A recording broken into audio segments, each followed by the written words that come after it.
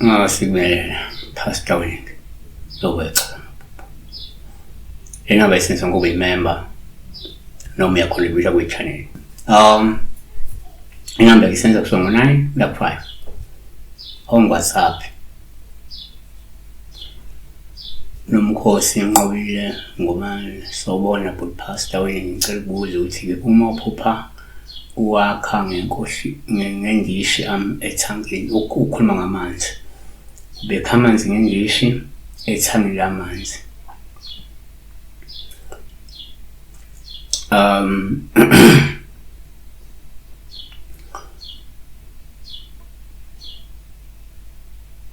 So one ngokwesintu uma ngithi uphupha amanzi ungawupha oluhle uma wakha ngendishi lawo manzi ngoba lokusho ukuthi ke kungenzeka uyakhonjiswa ukuthi kunenhlambuluko nenhlambululo okumele yenziwe ekhaya ngabe ngaphakathi kwabantu abaphilayo noma phakathi kwezidalwa ngenxa kunabantu abangazwani njengamanje abaqabele noma kunabantu abashona bengaxolenanga.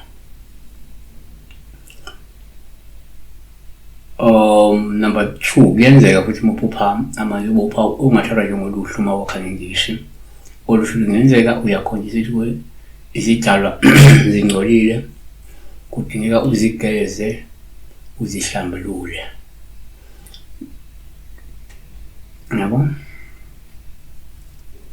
Number 3 kwesinye isikhathi uma ukuba utha amanzi upha oluhle uma wakha ngendishi lawo kakhona kungabe kuveza ukuthi ngenzeka kumele uvakashele isiziba noma indawo isiziba noma ke impopho uzodla amanzi muwakha if abephuma empompini wakha ephuma lapho lempompi ayishuthi mhlawumbe impopho kodwa uma uthi kade kuyithanga wakha nje phezulu ethangeni agcela kuwakha nje kanje means hamba uphuma ezizibeni uyozihlambulula khona. Ngabe uhlambulula ukususa amathunzi amabi noma uyozihlambulula uzigeze ukususa izichitho ezikhaqile.